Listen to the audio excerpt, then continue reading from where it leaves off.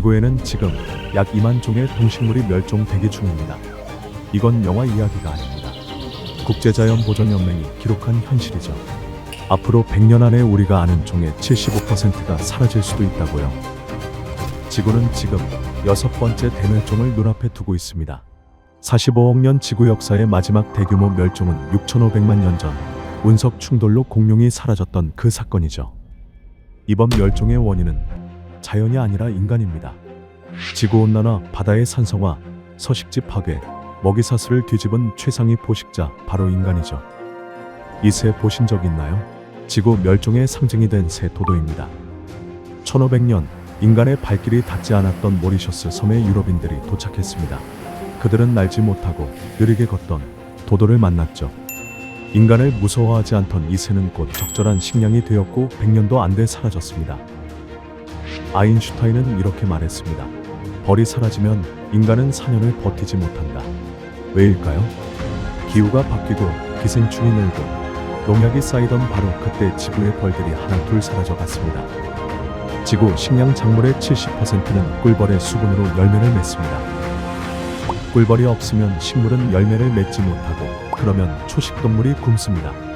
그리고 그 마지막 순서는 결국 인간입니다. 생물 다양성의 붕괴는 단순한 환경 문제가 아닙니다. 그건 인류 생존의 문제입니다. 안녕하십니까, 김민광입니다. 오늘의 주제는 기후변화와 함께 지금 지구가 직면한 가장 시급한 과제 중에 하나인 생물 다양성과 자연의 손실입니다. 기후변화에 대해서는 많은 논의와 대응이 이어지고 있지만 정작 생물 다양성과 자연의 손실 문제는 그만큼 주목을 받지 못했죠. 하지만 최근 들어서 기업과 정부 그리고 국제사회가 이를 ESG의 새로운 핵심 의제로 인식하기 시작하면서 그 중요성이 빠르게 커지고 있습니다. 오늘은 이 생물 다양성의 의미와 중요성 그리고 우리가 왜 지금 이 주제에 주목해야 하는지를 전문가와 함께 얘기를 나눠보겠습니다. 연구원님 안녕하세요. 안녕하세요. 국립생물자원관 유전자원정보관리센터 안정화입니다. 반갑습니다.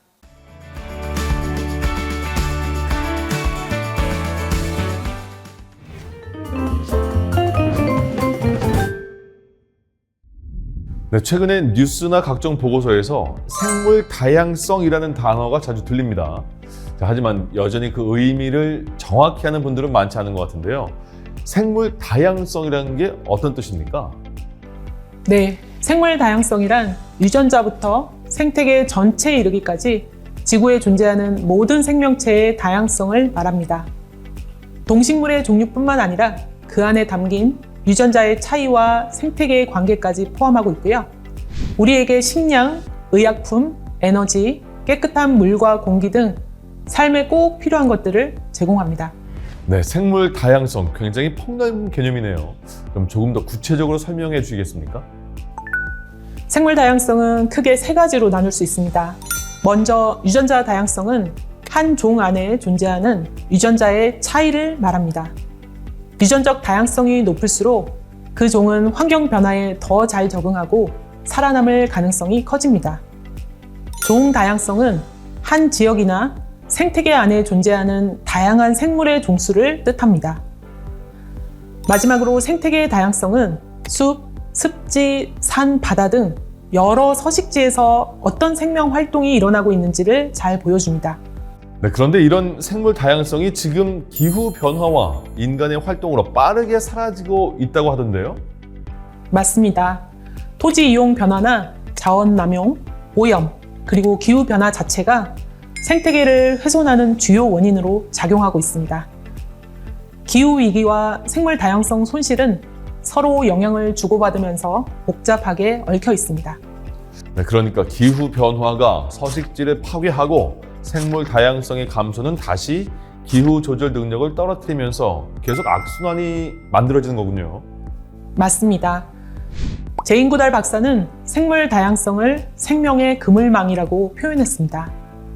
거미줄의 실이 한두 가닥씩 끊어지면 결국 전체가 무너지듯 동식물 종이 하나씩 사라질 때마다 지구 생태계 균형도 함께 흔들리게 됩니다.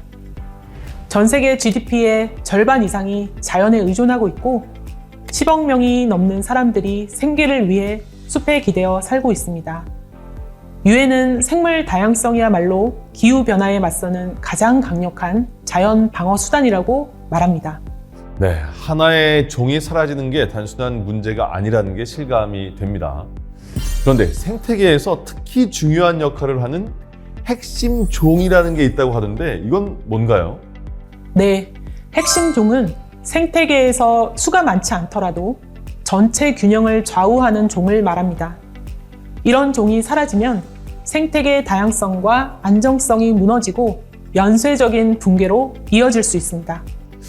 그럼 어떤 종이 있을까요? 예를 들어주시면 좋을 것 같습니다. 대표적인 사례가 바로 해달입니다.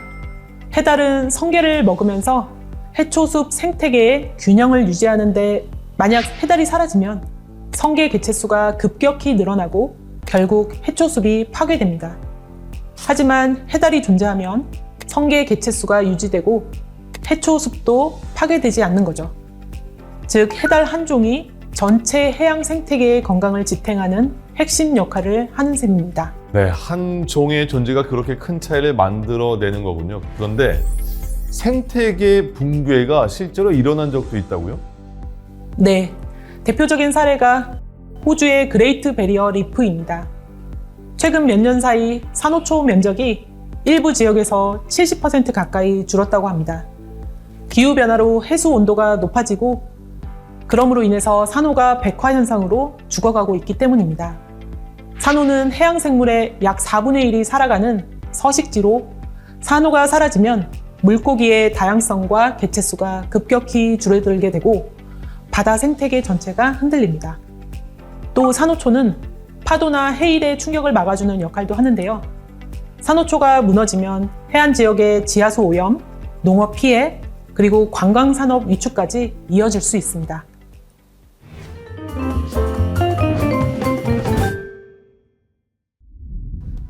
네, 지금부터는 우리나라의 생물 자원이 얼마나 다양하고 또 어떻게 관리되고 있는지 얘기를 나눠보겠습니다. 화면에 4가지 보기가 있습니다. 마음속으로 OX를 정해 보시고요. 자, 준비가 되셨죠? 그럼 하나씩 확인해 보겠습니다. 자, 연구관님, 첫 번째, 한반도 생물 종수는 20만 종으로 추정된다.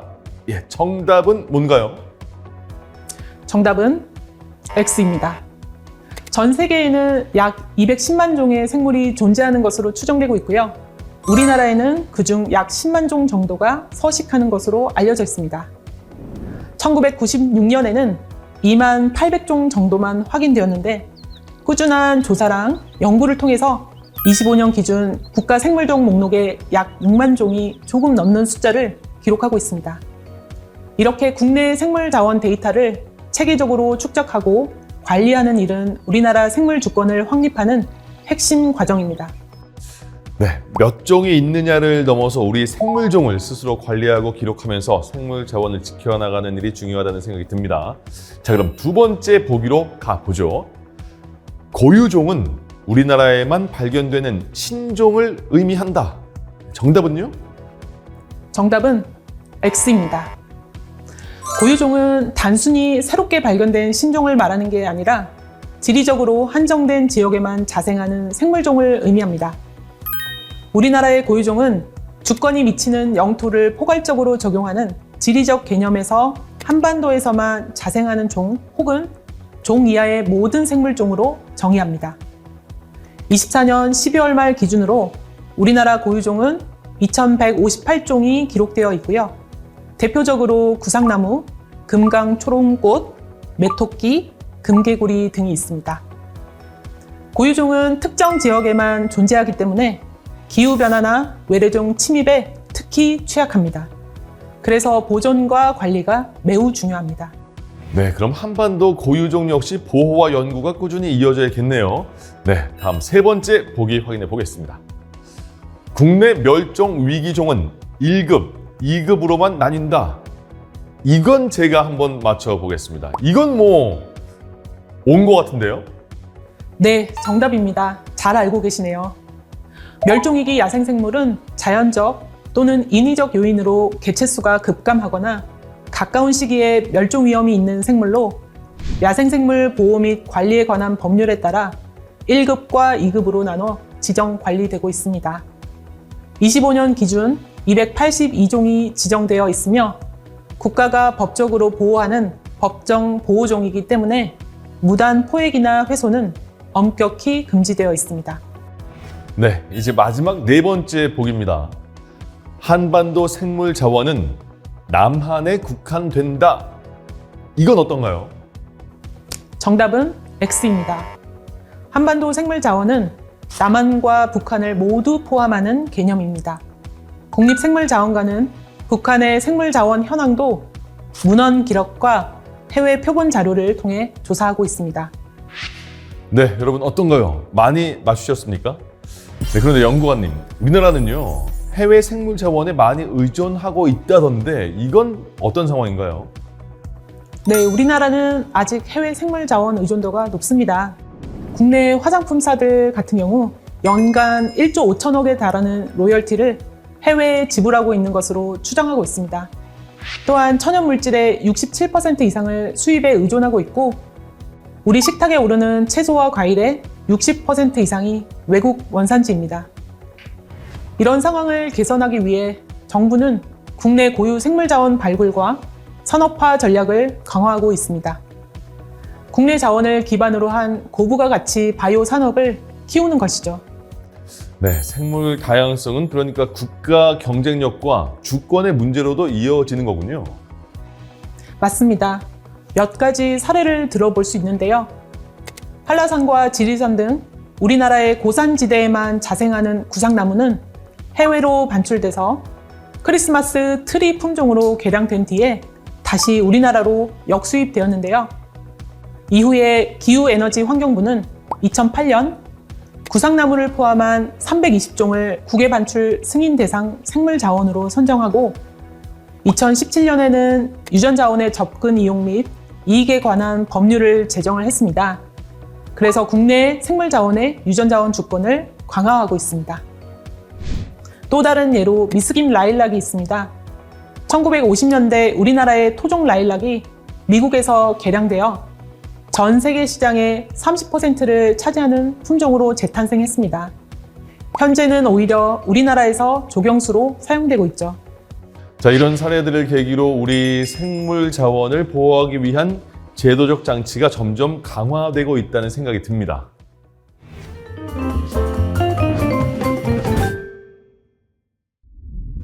네, 이번에는 전 세계적으로 생물 다양성을 지키기 위한 노력들을 알아보겠습니다.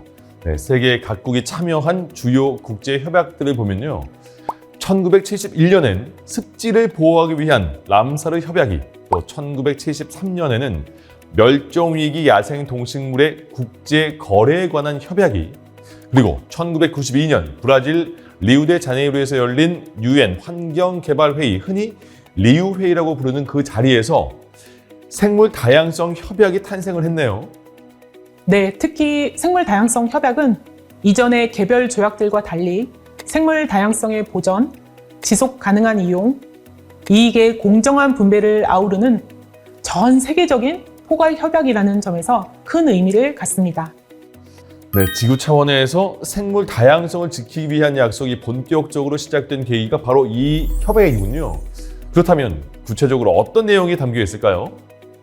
네, 생물 다양성 협약은 1993년 12월에 발효되었고요. 우리나라는 이듬해인 1994년 10월에 가입했습니다. 협약 이행을 구체화하기 위해서 두 개의 부속 의정서가 만들어졌는데요. 먼저 카르테나 의정서입니다. 유전자 변형 생물체가 환경과 인체에 미칠 수 있는 위험을 최소화하기 위한 국제 기준으로 1990년대 중반 유전자 변형 콩과 옥수수 같은 작물이 확산되면서 생태계 교란과 안정성에 대한 우려가 커진 상황에서 2000년 1월에 채택되었고요. 2003년 9월부터 발효되었습니다. 네, 유전자 변형 생물체의 확산으로 인한 잠재적 위험을 관리할 수 있게 됐군요. 자, 그럼 두 번째는요? 다음은 나고야 정서입니다.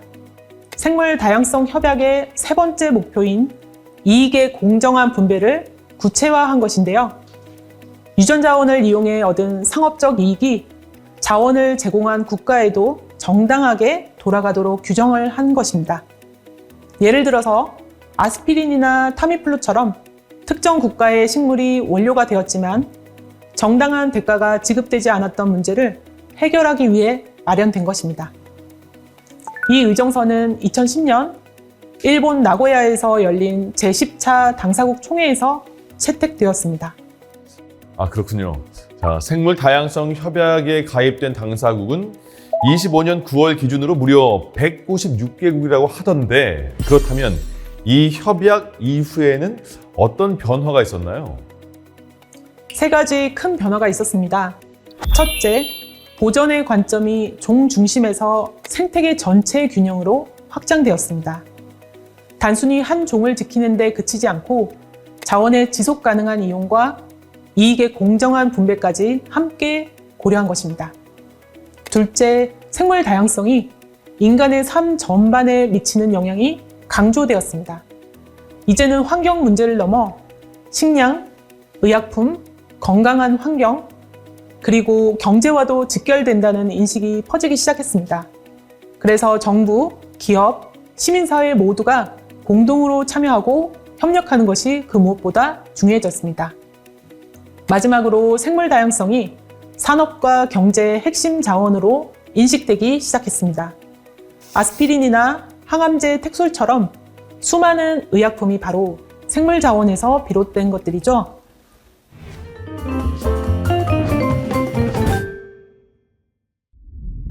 네, 그럼 지금부터는 이익의 공정한 배분을 구체적으로 제도화한 나고야 의정서에 대해서 본격적으로 알아보겠습니다. 연구관님?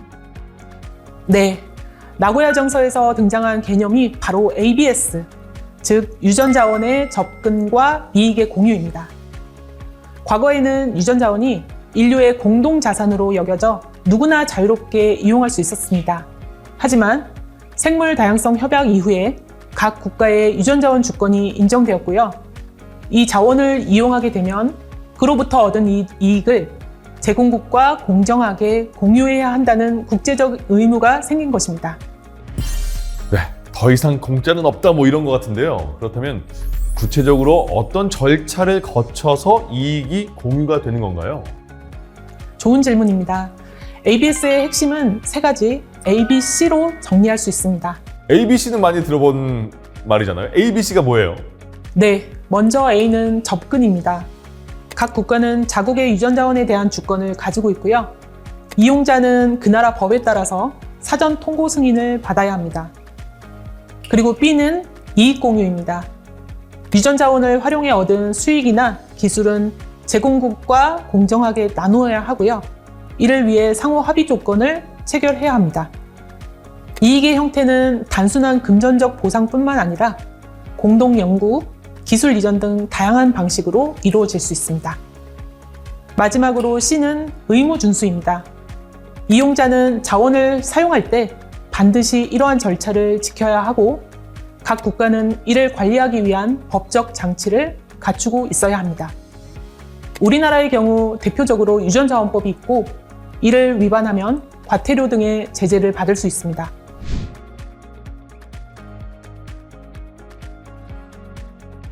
네, 나고야 의정서가 시행되면서 생물 자원 제공국과 이용국 그 각각의 입장도 달라졌을 것 같은데요?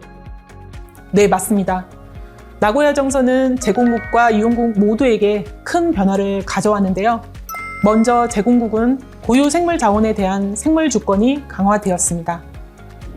또한 이익 공유 메커니즘을 통해서 생물 자원의 가치가 공정하게 인정되고 이를 보전하려는 노력도 활발해지고 있습니다. 지속 가능한 이용과 생태계 보호로 이어지는 선순환이 만들어졌다고 볼 수 있습니다. 반면에 이용국의 입장에서는 부담이 늘어난 측면도 있습니다. 유전자원을 사용할 때 제공국의 금전적, 비금전적 이익을 공유하는 의무가 생겼고 접근 절차와 법적 규제가 강화되고 있습니다. 이로 인해 비용과 행정 부담이 커졌습니다. 나고야 정서의 의미를 잘 보여주는 대표적인 사례가 두 가지 있는데요. 한번 진행자님이 소개해 주시겠어요? 네, 그럼 제가 소개해 드리겠습니다. 먼저 첫 번째는요, 인도의 님나무 특허 취소 사건입니다. 1990년대 미국 농무부와 다국적 제약회사가 인도 자생식물인 님나무에서 항균 성분을 추출해서 살충제와 오일 제품 특허를 취득을 했습니다. 이에 인도 농민과 NGO, 정부가 생물 해적 행위다라면서 강하게 반발을 했고 10년 넘는 법적 공방 끝에 2005년 유럽 특허청이 특허를 취소했습니다. 자, 두 번째는요. 인도네시아 자무 특허 철회 사건입니다. 1990년대 후반 일본의 유명 화장품 회사가 자무에서 추출한 성분으로 미백 화장품 특허를 출원했지만 로열티를 지급하지 않아서 현지 단체들이 생물 해적 행위다라면서 반발을 했고 결국에 2002년 이 회사는 특허를 철회했습니다. 네, 두 사례에서 알 수 있듯 나고야 정서는 생물 자원의 불공정한 이용을 막고 제공국의 권리를 보호하기 위해 만들어진 국제적 장치라고 할 수 있습니다.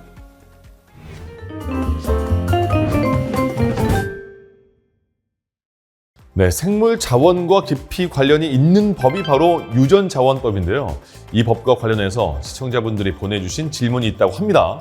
네, 연구관님 함께 확인해 볼까요?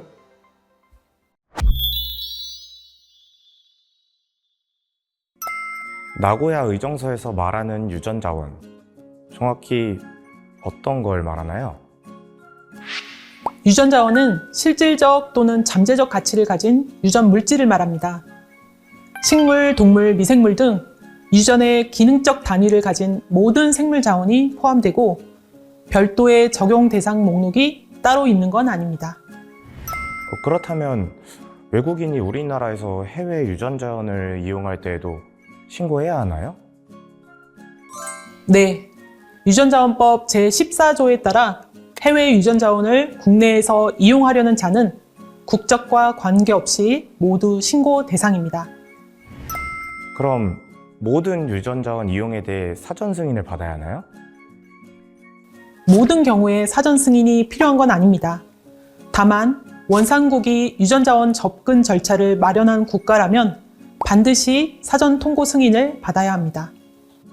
네, 그럼 다음 질문자도 만나보겠습니다. 자, 질문자님.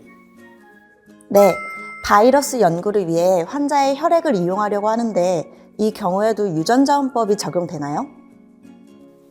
환자의 혈액 자체는 인간 유전자원으로 적용 대상이 아니지만 그 안에 포함된 병원체에 접근하는 경우엔 유전자원법에 적용을 받습니다. 그렇군요. 그럼 화장품을 개발할 때 식물 추출물을 아주 소량만 사용하는데도 신고 대상이 될까요? 네, 양과 상관없이 원산지국의 법령을 따라야 합니다. 특히 특정 효능을 내는 원료나 특허 예정 원료 또는 그 나라에서만 자라는 고유종이라면 더욱 주의해야 합니다. 마지막으로요, 유전자원의 원산지가 여러 나라일 경우 어느 나라의 법을 따라야 하나요? 원산지가 여러 나라라 하더라도 실제로 자원을 확보한 제공국의 법령에 따라서 접근과 이익 공유 절차를 진행해야 합니다. 네, 오늘은 생물 다양성의 의미와 가치, 우리나라의 생물 자원 관리, 그리고 나고야 의정서와 유전자원법까지 함께 알아봤습니다. 생명과 공존의 중요성을 느낄 수 있는 시간이 되셨길 바라겠습니다. 연구원님, 오늘 말씀 고맙습니다. 고맙습니다.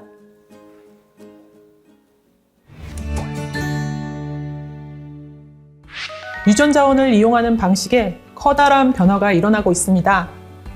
최근 생명공학 기술이 빠르게 발전하면서 눈에 보이는 실물 자원보다 그 안에 디지털 서열 정보가 중심이 되고 있는데요.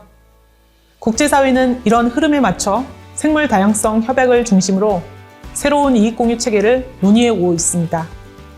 2025년 2월 유전자원의 디지털 서열 정보 활용으로부터 공정하고 공평한 이익공유를 실현하기 위한 칼리 기금이 출범했습니다. 이 기금은 민간 부분의 자금을 활용해 생물 다양성 금융의 새로운 시대를 여는 계기가 되었으며 앞으로 자연의 유전자원 데이터를 상업적으로 이용하는 기업은 수익의 일부를 칼리 기금에 기여해야 합니다. 이렇게 조성된 기금은 쿤민 몽트리올 글로벌 생물 다양성 프레임워크의 이행 지원을 비롯해 생물 다양성 협약의 이행 전반에 활용될 예정입니다. 앞으로는 이 논의가 더 세부적으로 발전해 나갈 것이고 정부와 기업, 연구자 등 다양한 이해관계자들의 꾸준한 참여와 관심이 무엇보다 중요하다고 생각합니다.